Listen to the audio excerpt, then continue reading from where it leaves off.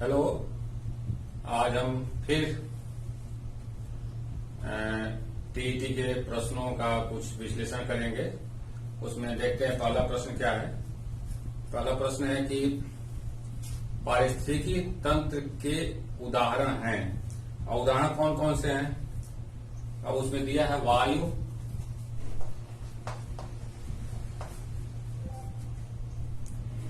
तालाब, जल और मृदा। तालाब, जल और मृदा, ये चार ऑप्शन दिए हुए हैं इसमें। तो अगर पारिस्थितिकी तंत्र आप जानते हैं इकोसिस्टम, तो इकोसिस्टम का व्याख्या है या इसकी डिफिनीशन है कि इंटरेक्शन ऑफ अंतर संबंध in between plant and animals and there surroundings.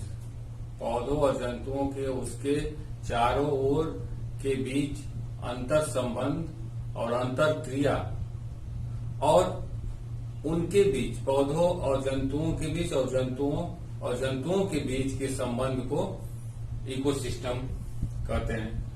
अब ये संबंध एक सिस्टम फॉर्म करता है और वही सिस्टम इकोसिस्टम कहलाता है।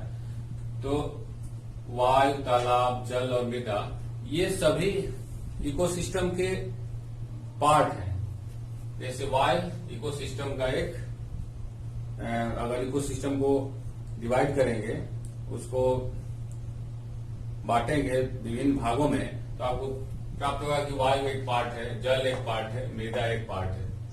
तालाब भी इकोसिस्टम का एक उदाहरण है। तो आप ऐसा कह सकते हैं कि ऐसा सिस्टम जिसमें जल, मृदा और वायु आपस में इंटरेक्ट करते हो, ये एक दूसरे से निर्भर हो या इंटरेक्ट करते हो, या उसका संबंध अंतर्निहित हो, और वो अंतर्निहित संबंधों में ही एक सिस्टम बनाते हो, और जो सिस्टम कहलाता है इकोसिस्टम या पारिस्थितिकी तंत्र। और ये वातावरण में कहीं भी पाए जाते हैं। तो तालाब एक पारिस्थितिकी तंत्र का उदाहरण है।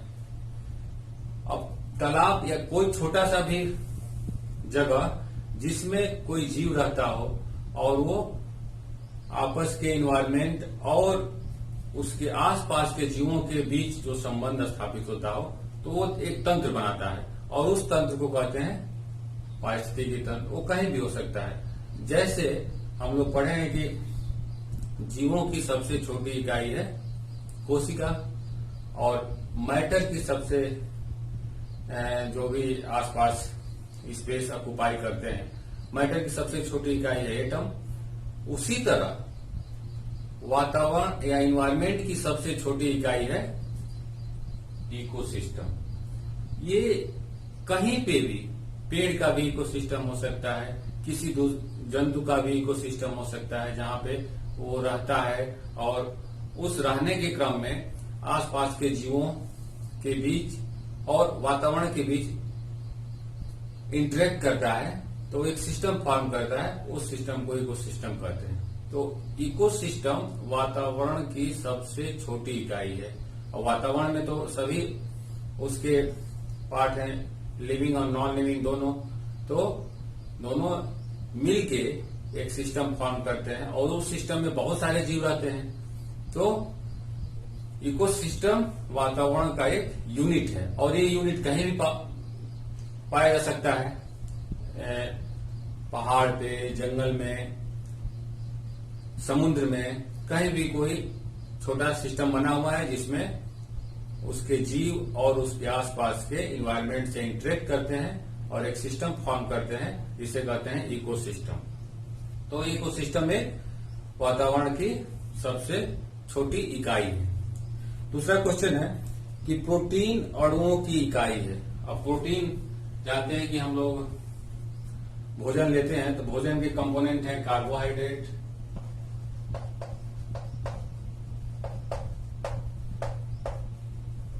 प्रोटीन, और ये तीन मेन कंपोनेंट हैं। अब कार्बोहाइड्रेट अगर हम इसको डाइजेस्ट करते हैं या पचाते हैं या ब्रेक करते हैं, पचाना मीन्स ब्रेक करना, तो ब्रेक करते हैं तो ये टूटता है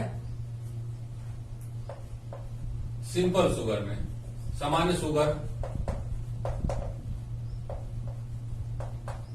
जैसे ग्लूकोज, फ्रुक्टोज, गैलेक्टोज, ये सब सिंपल शुगर है, उसमें टूटता है। और ये उस पर डिपेंड करता है कि आप कौन सा कार्बोहाइड्रेट खाते हैं या यूज करते हैं या अपने भोजन में लेते हैं। प्रोटीन एक ऐसा फूड का कंपोनेंट है जिसके सिंपली फॉर्म होगा तो ये एमिनो एसिड में चेंज होगा। एमिनो एसिड प्रोटीन का बिल्डिंग ब्लॉक्स है। एमिनो एसिड से ही प्रोटीन बनता है। पूरे यूनिवर्स में, जीवों में 20 टाइप्स के एमिनो एसिड्स पाए जाते हैं और यही 20 टाइप्स, जैसे इंग्लिश का अल्फाबेट है 26 और 26 से इन्फिनाइट असंख्य वर्ड बनाए जा सकते हैं। उसी तरह इस 20 एमिनो एसिड से असंख्य प्रोटीन बनाए जा सकते हैं। मुख्यतः 20 या 20 एमिनो एसिड्स हैं जिससे एक दूसरे से मिलके, और मिलने का क्रम वेरिएबल या डिफरेंस हो सकता है। जैसे अल्फाबेट का लेटर्स हैं, वैसे ही जैसे मिलाते हैं वैसे वर्ड्स बनते जाते हैं, वैसे ही प्रोटीन के एमिनो एसिड्स हैं। तो प्रोटीन का सिंपल फॉर्म एमिनो एसिड्स है। वसा का होता है फैटी एसिड्स एंड ग्लिसरॉल।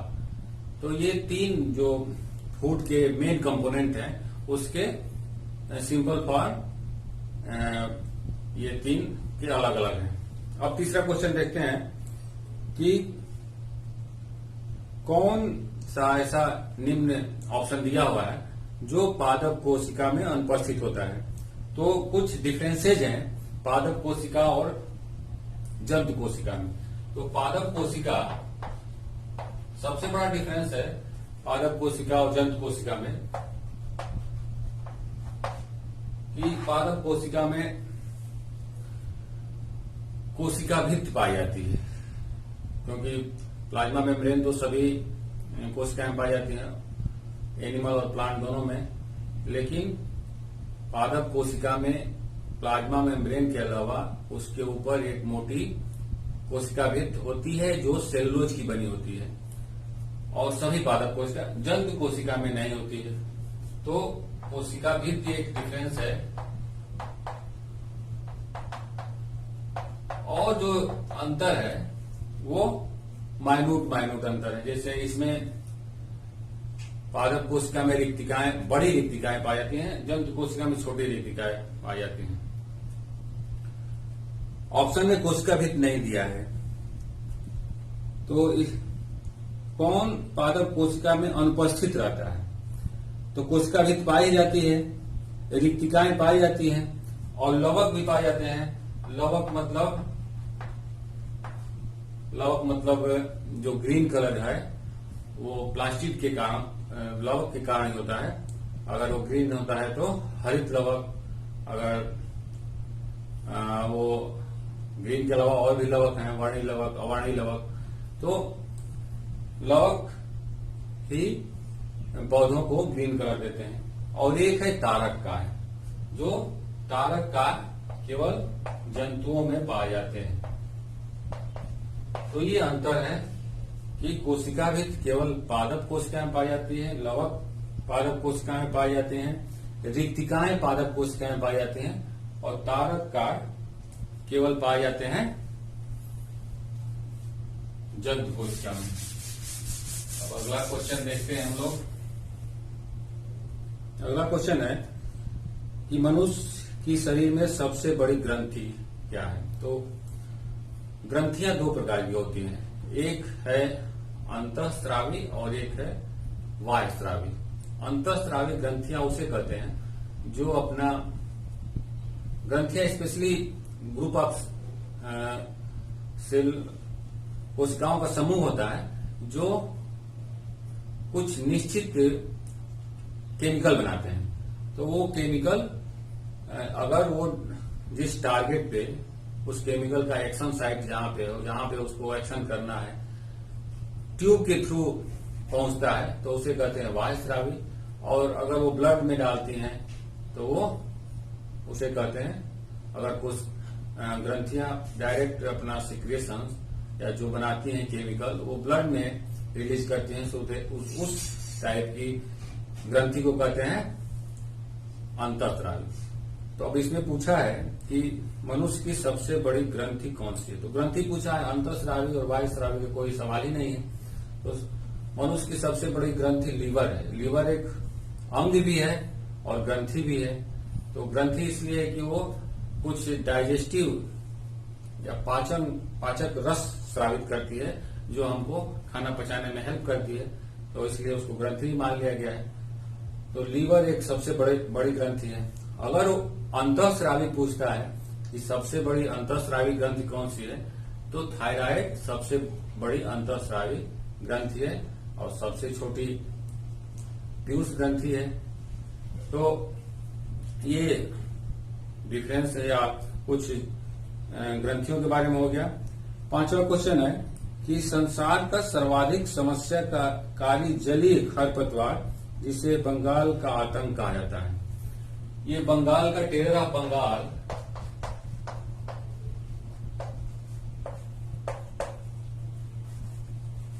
ये जो वर्ड है ये फेमस है जलकुंभी के लिए।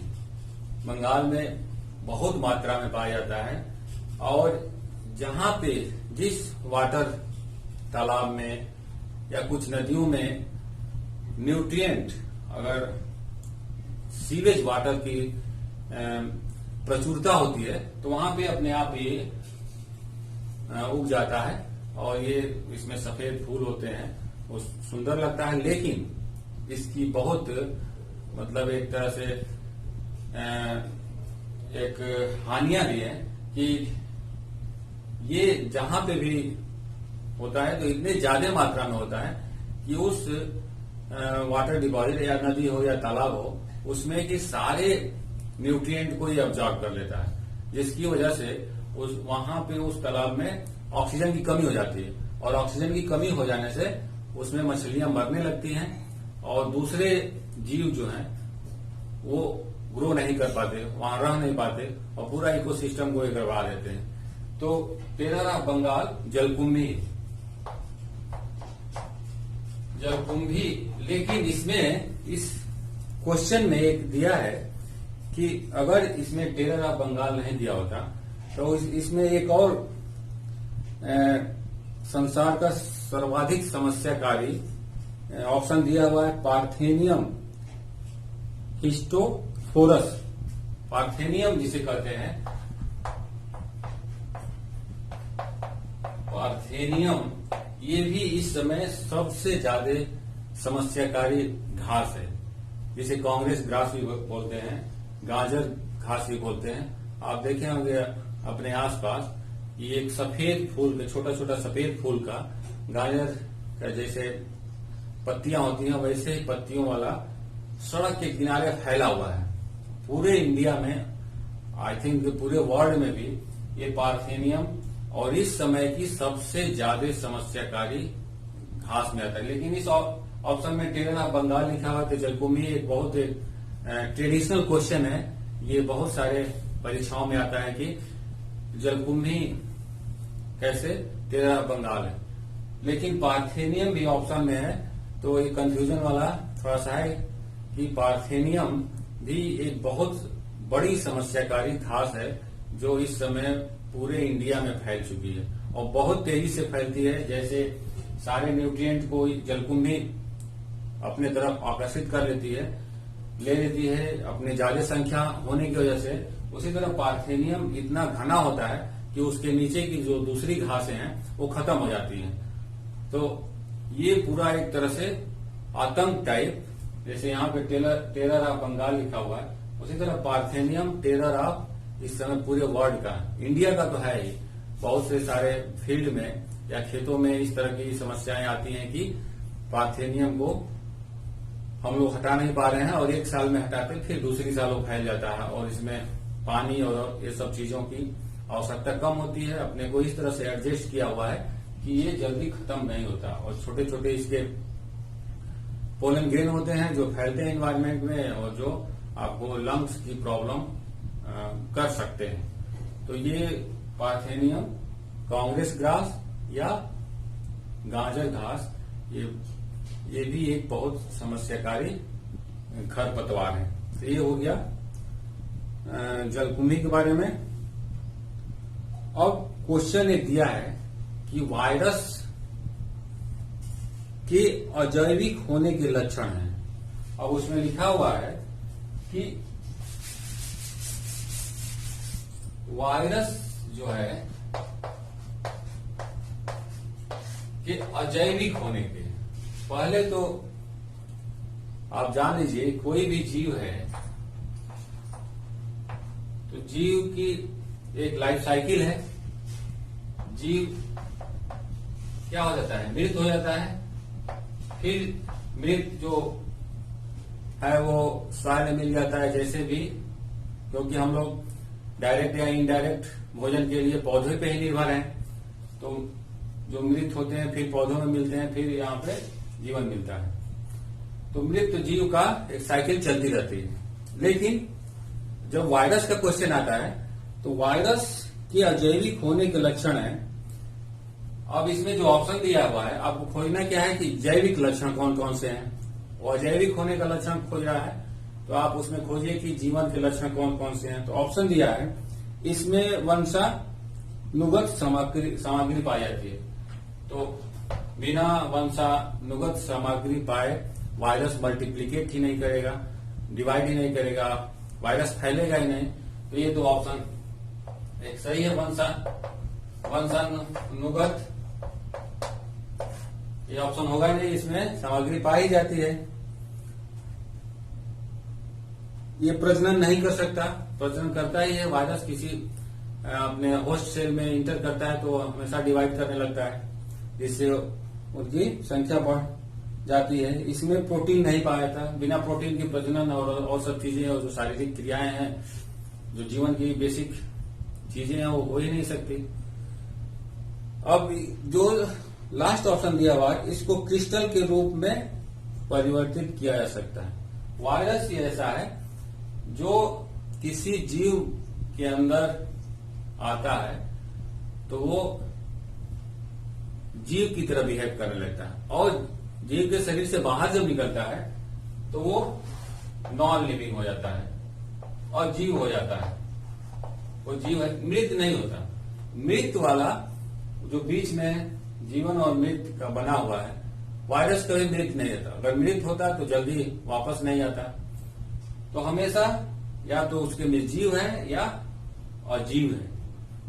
तो अजीव है इसलिए इसको क्रिस्टल के फॉर्म में परिवर्तित कर दिया जाता है। तो मृत का जो बीच वाला कंसेप्ट है वायरस में नहीं पाया जाता, इसीलिए ये जीव और अजीव के बीच की कड़ी मानते हैं।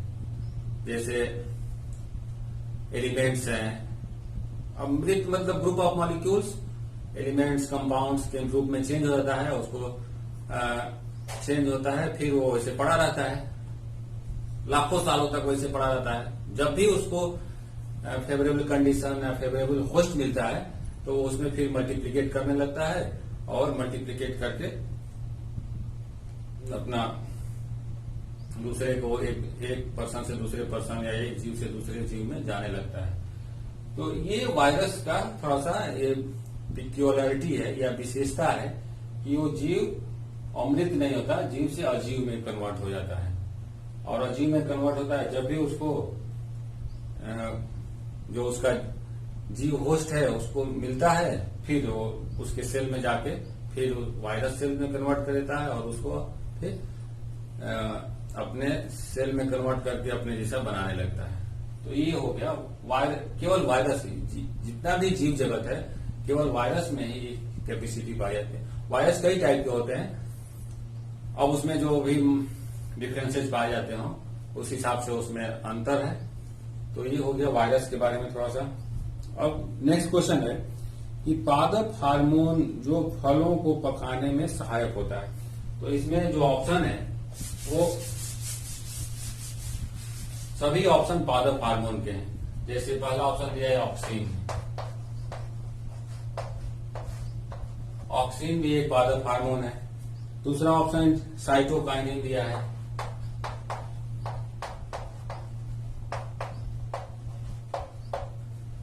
और तीसरा ऑप्शन दिया है जिब्रेलिन।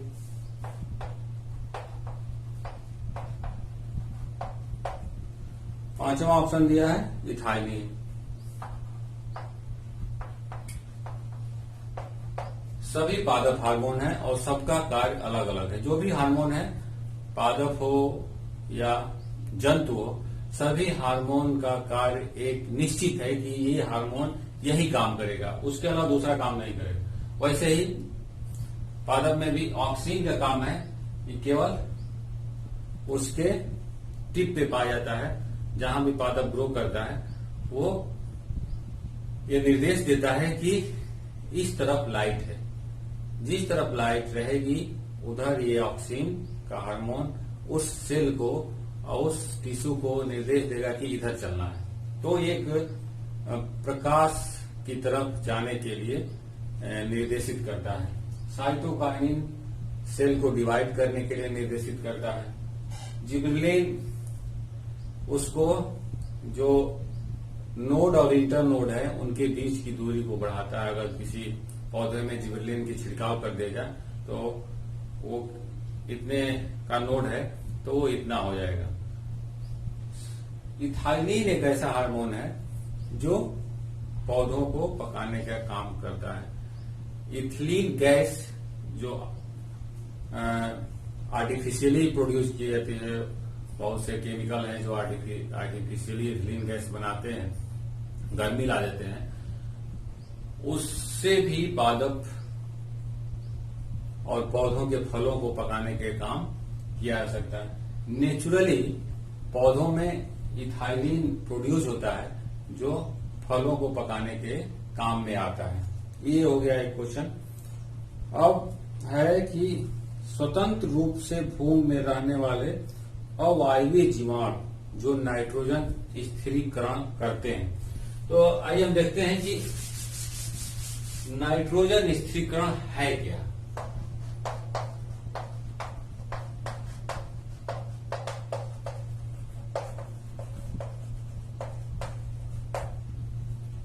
यह है कार्बोहाइड्रेट, क्योंकि फूड तीन ही फॉर्म, या तो आप फूड लेते हैं तो उसमें कार्बोहाइड्रेट है या प्रोटीन है या फैट्स है। तो कार्बोहाइड्रेट में कार्बन है और हाइड्रोजन है, ऑक्सीजन है, ये तीनों मिलके कार्बोहाइड्रेट बनाते हैं। कार्बोहाइड्रेट बनाने का एक ही तरीका है कि फोटोसिंथेसिस से कार्बन डाइऑक्साइड पौधे लेते हैं और H2O के साथ मिल गए, डायरेक्ट इन्वायरमेंट से कार्बन डाइऑक्साइड लिए और H2O, और ये बन गया C6H12O6, ग्लूकोज फ्रुक्टोज, और ऑक्सीजन रिलीज हो गई। ये प्रोसेस है फोटोसिंथेसिस का जो पौधे करते हैं, और जंतु जो है डायरेक्टली इनडायरेक्ट पौधों पर निर्भर। लेकिन पौधे जो प्रोटीन है वो कैसे बनाते हैं, क्योंकि प्रोटीन में नाइट्रोजन यूज होती है। ये जो नाइट्रोजन है, जैसे कार्बन डाइऑक्साइड H2O से मिक्स हो गया और कार्बन डाइऑक्साइड डायरेक्टली आप इन्वायरमेंट से या पौधे इन्वायरमेंट से ले लिए, नाइट्रोजन को आप डायरेक्ट यूज नहीं कर सकते। डायरेक्ट यूज करना हो तो पौधे को कुछ सिस्टम बनाते और उसमें डायरेक्ट यूज कर लेते, क्योंकि नाइट्रोजन तो हम सांस लेते हैं, कार्बन डाइऑक्साइड या कार्बन मोनोऑक्साइड अगर हम हमारे फेफड़े में चले जाए तो ब्लड में मिक्स हो सकती है, लेकिन हमेशा नाइट्रोजन हमारे फेफड़े में जाती है, ब्लड में मिक्स नहीं होती। क्यों? क्योंकि नाइट्रोजन का इस तरह का नेचर है कि नाइट्रोजन एक तरह से अक्रिय गैस की तरह बिहेव करती है। किसी से, जैसे कार्बन, ये हाइड्रोजन ऑक्सीजन से मिक्स हो गई और C6H12 आसानी से ये मिक्स होके ये बन गया मॉलिक्यूल, उसी तरह नाइट्रोजन इससे भी मिक्स नहीं हो सकती, ना तो ऑक्सीजन से मिक्स हो सकती है नाइट्रोजन और ना हाइड्रोजन से। बिना एडिशनल सपोर्ट के, बिना वाय सहयोग के नाइट्रोजन ऑक्सीजन और हाइड्रोजन से मिक्स नहीं हो सकती। उसको मिक्स करने के लिए क्या करते हैं कि कुछ सूक्ष्म जीव नेचुरली वातावरण में जितना भी नाइट्रोजन के मॉलिक्यूल्स पाए जाते हैं, उस मॉलिक्यूल्स में डायरेक्टली 90% नाइट्रोजन सूक्ष्म जीवों द्वारा मिक्सिंग की हुई है। तो हाइड्रोजन और ऑक्सीजन से जब इसको N2O NNH3 ये मिलती है तो वो इसमें सपोर्ट चाहिए, विदाउट सपोर्ट के ये नहीं मिल सकती। तो सपोर्ट किसका है? सूक्ष्म जीवों का। और ये सूक्ष्म जीवों का सपोर्ट ही बहुत सारे प्रतियोगी परीक्षाओं में प्रश्नों को बनाने में हेल्प करते हैं। ये तो नाइट्रोजन को हाइड्रोजन और ऑक्सीजन से मिक्स कर रहे हैं, मिला रहे हैं, जो आगे यूज हो पौधों द्वारा और फिर जंतुओं द्वारा अपने दूसरे अंगों को रिपेयर करने के लिए, दूसरे अंग बनाने के लिए, दूसरे प्रोटीन बनाने के लिए। तो ये सूक्ष्म जीव इम्पोर्टेंट इसलिए हैं कि बहुत सारे परीक्षाओं में ये पूछे जाते हैं। अब ये सूक्ष्म जीव कौन कौन से हैं, आइए देखते हैं। एक तो है सबसे जो इम्पोर्टेंट है राइजोबियम। राइजोबियम एक बैक्टीरिया है जो सहजीवन दूसरे लेगुमिनस प्लांट में के रूट में पाया जाता है और वो इन्वायरमेंट से नाइट्रोजन लेके उसको हाइड्रोजन या ऑक्सीजन में मिक्स कर देता है। राइजोबियम का एक ही काम है, जो चना हुआ, मटर हुआ, उड़द हुआ, जितनी दलहनी फसलें हैं उसके जड़ में ये बैक्टीरिया पाया जाता है। एक बैक्टीरिया है जो, अब वो जड़ जरूरी है, बिना जड़ के ये राइजोबियम सर्वाइव नहीं कर पाएगा। ये फ्री नहीं है।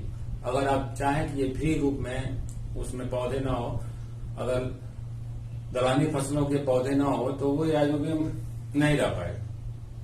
तो ये राइजोबियम हो गया जो नाइट्रोजन को हाइड्रोजन या ऑक्सीजन से मिक्स करता है और देन पौधे उसको प्रोटीन बनाने में उसका सहायता लेते हैं। आप देखते होंगे कि दलहनी जो फसलें हैं वो प्रोटीन से रिच होती हैं, इसीलिए कि उसमें प्रोटीन बनाने वाले बैक्टीरिया है। अब तो ये सहजीवन है, उसमें दलहनी फसल चाहिए, नहीं तो वो ग्रो नहीं कर पाएगा। कुछ ऐसे बैक्टीरिया हैं जो सहजीवन नहीं चाहिए, फ्री पाए जाते हैं, फ्री लिविंग। अब फ्री लिविंग में भी दो तरह के बैक्टीरिया हैं, कुछ वायवी है, कुछ अवायवी है। तो जो अब दो क्वेश्चन आता है कि वायवी कौन है? एजोटोबैक्टर, ये वायवी है। और इसमें जो ऑप्शन दिया है अवायवी का दिया है।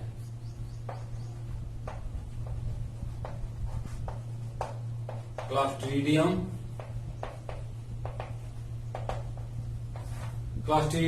अवायवी है। तो अवायवी मतलब इसमें ऑक्सीजन की जरूरत नहीं है। अगर ये बिना ऑक्सीजन के भी सरवाइव कर सकता है, ऐसा बैक्टीरिया जो बिना ऑक्सीजन के भी सरवाइव करे, उसे अवायवी कहते हैं। क्योंकि श्वसन दो प्रकार के होते हैं, वायवी और अवायवी। बिना ऑक्सीजन के, वो बिना एयर के नहीं, अवायवी मतलब बिना ऑक्सीजन। क्लॉस्ट्रीडियम में इसमें ऑप्शन सही है। और एजोटोबैक्टर, अब सारे ऑप्शन दिए हुए, एजोटोबैक्टर भी दिया है, राइजोबियम भी दिया है और क्लॉस्ट्रीडियम भी दिया है और एक विब्रियो कोली जो विब्रियो कोली तो होगा नहीं, क्योंकि वो कॉलरा के लिए रिस्पॉन्सिबल, वो भी बैक्टीरिया ही है। तो ये नाइट्रोजन स्थिरीकरण से क्वेश्चन किसी भी प्रतियोगी परीक्षा में अगर आता है तो वो बैक्टीरिया से रिलेटेड होता है कि नाइट्रोजन फिक्सेशन कैसे करते हैं। तो ये हो गया नाइट्रोजन फिक्सेशन के। एक क्वेश्चन दिया है कि किस प्रकार के डीएनए अधिकतर जीवों में पाया जाता है। तो वो इसमें तो आप जानते हैं तो सही है, नहीं जानते हैं तो गलत है। बी टाइप का सभी जीवों में एक पाया जाता है डीएनए, जो अधिकतर 90% जीवों में बी टाइप के डीएनए पाए जाते हैं। उसके जो क्वाइलिंग है राइट हैंड है, लेफ्ट हैंड है, इस आधार पे ए टाइप या बी टाइप डिसाइड होता है। अब एक बैक्टीरिया से रिलेटेड एक और क्वेश्चन है कि राइजोबियम लेगुमिनस प्लांट में पाया जाता है, सभी दलहनी उसके जड़ों में, लेकिन कुछ ऐसे बैक्टीरिया हैं जो नॉन लेगुमिनस मतलब बिना दलहनी के भी पाए जाते हैं, दलहनी वाले पौधों में पाए जाते हैं, जैसे कुछ कैक्टस हो गए, उसी टाइप के जो रेगिस्तानी पौधे हैं उसमें पाए जाते हैं। तो उसमें फ्रैंकिया एक बैक्टीरिया है, फ्रैंकिया, जो नॉन लेगुमिनस प्लांट में पाया जाता है और वो भी नाइट्रोजन स्थिरीकरण के लिए जिम्मेदार है, वो नाइट्रोजन स्थिरीकरण में भाग लेता है। तो ये हो गया आज का प्रश्नों का विश्लेषण। नेक्स्ट फिर हम लोग 10 प्रश्न लेके आएंगे और उसका विश्लेषण करेंगे। बहुत बहुत धन्यवाद। Thank you.